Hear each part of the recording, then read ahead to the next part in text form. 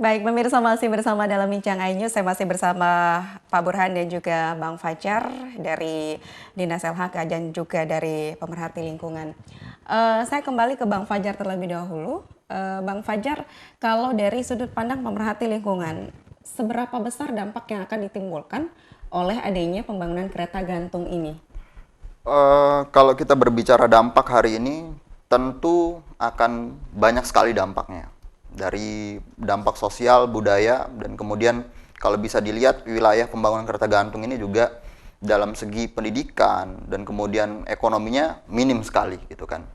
Dan kemudian kalau di masalah lingkungan, sebelum ada kereta gantung, lagi-lagi saya bilang, sebelum adanya kereta gantung, Rinjani itu sudah terluka dan rusak. Bisa dilihat waktu pasca gempa, jalur-jalurnya udah banyak yang longsor, banyak yang pecah-pecah jalurnya, dan itu harus dilihat dengan baik sama pemerintah hari ini. Makanya kita bilang harus ada AMDAL itu lagi, ajak kami untuk membicarakan AMDAL. Dan kemudian yang bisa dilihat kemarin kemarin waktu kita diskusi-diskusi kecil di Karangsidemen, danau biru itu kan dia dibilang biru, tapi pas hujan jadi danau coklat dia. Coklat. Danau coklat. Ini kenapa bisa terjadi seperti itu? Ya mungkin karena terlalu banyak tanah-tanah yang longsor dan kemudian menyebabkan danau biru itu jadi coklat gitu kan. Tapi bisa dilihat lagi di atasnya itu lagi jalur aliran sungainya dari Rinjani juga. Dan itu yang menjadi permasalahan hari ini, banyak aliran-aliran sungai itu yang enggak jalan bagus gitu, nggak mulus jalannya karena banyak yang tertahan-tertahan. Lagi yang saya bilang tadi pipa-pipa PDAM itu. Makanya dari dampak-dampak lingkungan yang ada hari ini, ketakutan terbesar adalah kita terlalu mengabaikan lingkungan demi keinginan kita untuk membangun ekonomi. Oke, baik. Ke Pak Burhan selanjutnya. Pak Burhan, dari Dinas LHK tentunya juga sudah memetakan ya lahan-lahan yang nantinya akan menjadi jalur untuk kereta gantung tersebut. Seperti apa itu Pak? Kira-kira ada berapa luas yang akan menjadi dampaknya? Sudah dipertimbangkankah? Kan ini lewat Lombok Tengah ya, berarti ada pertimbangan-pertimbangan khusus kenapa harus melewati Lombok Tengah dan lain sebagainya. Baik, itu kan dari sisi teknis administrasi kan sudah ada kajiannya. Kalau dari sisi aturannya, kalau kita kembali ke aturan, kan dari izinnya kan 500 hektar itu sepanjang 10 kilo lebih kurang. Jadi mungkin berapa meter kali berapa kilo nanti ketemu 500 hektar. Tapi yang maksimal boleh digunakan itu hanya 10%-nya. Itu wajib tuh, tak boleh lebih. Malah kita tekan kalau perlu 1% gitu kan untuk pembangunannya. Sehingga kami senang sekali sih ada diskusi-diskusi seperti ini supaya kita pastikan pembangunan itu berdampak kecil tapi memberikan daya ungkit yang besar.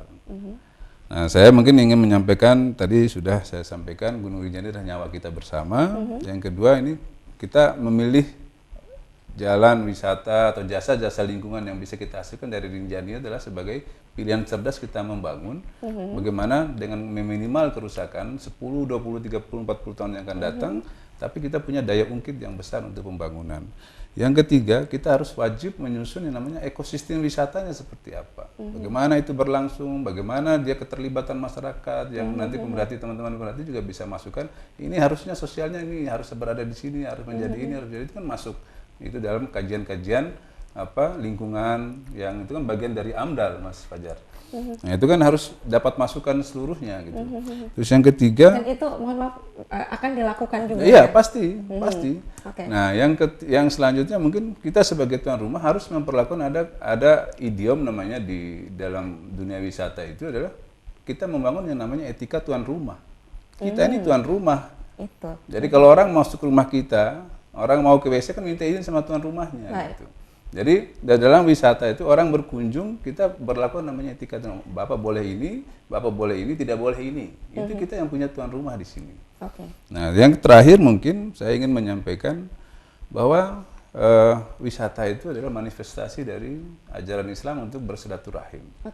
Jadi silaturahim itu diperintahkan oleh Allah untuk kita perbanyak supaya kita dapat rezeki. Jadi Allah menitipkan rezeki itu pada orang-orang. Semakin banyak kita kenal orang, semakin banyak ini. Karena pekerjaan pariwisata itu ada 3, Mbak.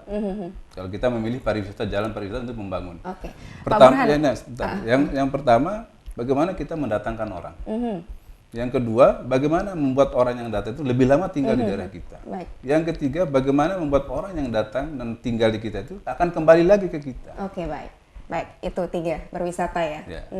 Pak Burhan, sebagai closing statement karena waktu kita terbatas, apa harapan yang ingin disampaikan? Kalau saya pribadi dan mungkin bisa mohon izin mewakili pemerintah, mungkin ayo kita kawal bersama pembangunan kereta gantung ini, nanti pasti terjadi titik equilibrium di mana kepentingan lingkungan dan kepentingan pembangunan itu bisa berjalan berbarengan. Oke. Jadi kami tidak menutup diri untuk berdiskusi, kami siap, saya di ruangan saya selalu mungkin satu hari bisa 5 sampai 10 Oke, tamu dicatat Mas Bang Fajar Fajar. ya. Siap. Bang Fajar, selanjutnya seperti apa harapan dari seorang penggiat lingkungan, mungkin mewakili juga masyarakat yang ada di sekitar kawasan yang akan nanti dibangun kereta gantung tersebut? Ya, sebelum saya memberikan harapan, sebenarnya saya mau mengkritisi statement dari Pak Burhan tadi. Singkat saja ya. Ya, pariwisata sebagai silaturahim yang banyak minuman keras di tempat-tempat pariwisata dan banyak hal-hal yang tidak bisa kita inginkan. Tapi berbicara masalah statement saya untuk di akhir ini adalah sebenarnya dengan wacana pemerintah membentuk 10 Bali baru, kayak Mandalika salah satunya. Baik.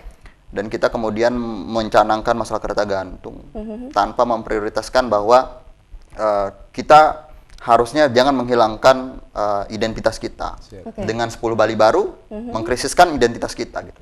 Baik. Dan Langsung kemudian ke poinnya mungkin. iya Bang siap. Fajar? Kemudian dengan adanya kereta gantung, tidak semua kita akan berbicara ini akan mendapatkan hasil yang baik bagi masyarakat. Enggak semua masyarakat itu dapat menggantungkan harapannya di kereta gantung Rinjani.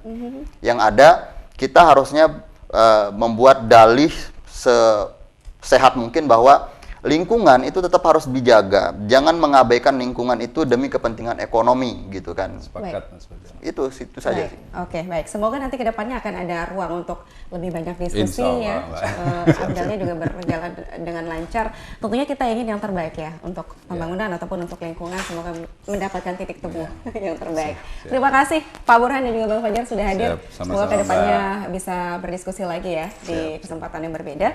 Baik pemirsa, dan saya harus akhiri bincang news kali ini. Terima kasih atas kebersamaan Anda. Saya Korea Pizza, wakil kru yang bertugas, pamit undur diri. Assalamualaikum warahmatullahi wabarakatuh. Sampai jumpa.